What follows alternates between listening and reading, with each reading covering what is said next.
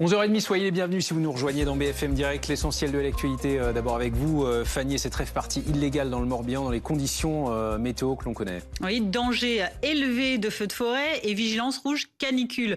Des conditions en effet plus que défavorables pour les quelques 1500 personnes rassemblées depuis vendredi soir aux Forges de la Nouée. C'est là qu'on vous retrouve, Alexia Avril. Sur place, les autorités sont mobilisées en masse aujourd'hui. Oui, exactement. Les autorités sont mobilisées pour limiter au maximum les accès sur ce site d'une rave party qui rassemblerait aux alentours de 2000 personnes. Je me trouve avec le maire de la commune. Bonjour, merci d'être avec nous. Expliquez-nous un petit peu quels sont les enjeux de cette journée. Le premier enjeu pour nous, c'est la protection, la prévention de l'incendie. Ça, c'est la première chose. Sur la rave party, c'est une rave party. Il y en a déjà eu d'autres. Elles se sont pas toujours bien passé, mais c'est regrettable. Par contre, l'incendie, il est énorme. On voit des feux presque tous les jours dans la campagne autour. Il suffit d'allumer une télévision pour qu'on voit des flammes. Et là, on a peur pour la forêt.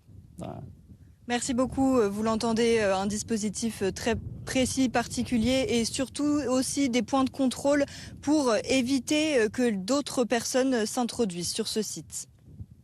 Merci Alexia Avril avec Jules Bedeau, donc sur place à Forges de la Nouée dans le Morbihan. Parce que parmi les éléments du cocktail explosif, il y a aussi le risque élevé d'incendie toujours aujourd'hui. Alors même si on sait que les principaux foyers les plus importants sont en passe d'être stoppés, notamment dans les Pyrénées-Orientales, mais tout de même les autorités appellent les individus à la plus grande prudence, notamment hier encore avec le président de la République. Mais aujourd'hui, un seul département, regardez sur cette carte, reste en risque rouge très élevé d'incendie.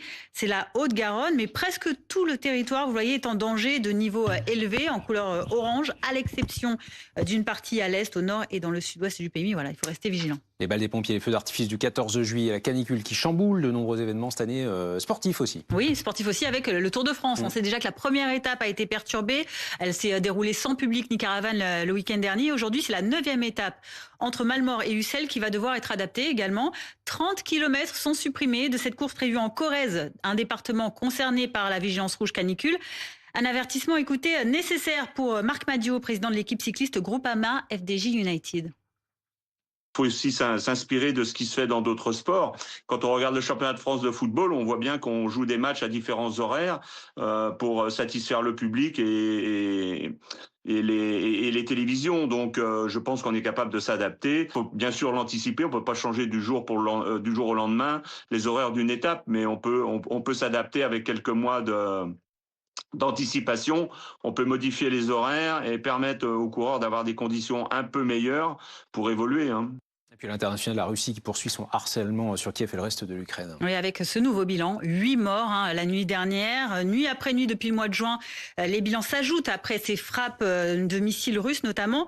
Hier, les attaques ont également été perpétrées par des drones, par des bombes téléguidées. Dans la capitale Kiev, 12 blessés sont à déplorer, dont 2 enfants. Et parmi les 8 victimes, il y en a 5 qui ont été tués à Soumy, dans le nord-ouest.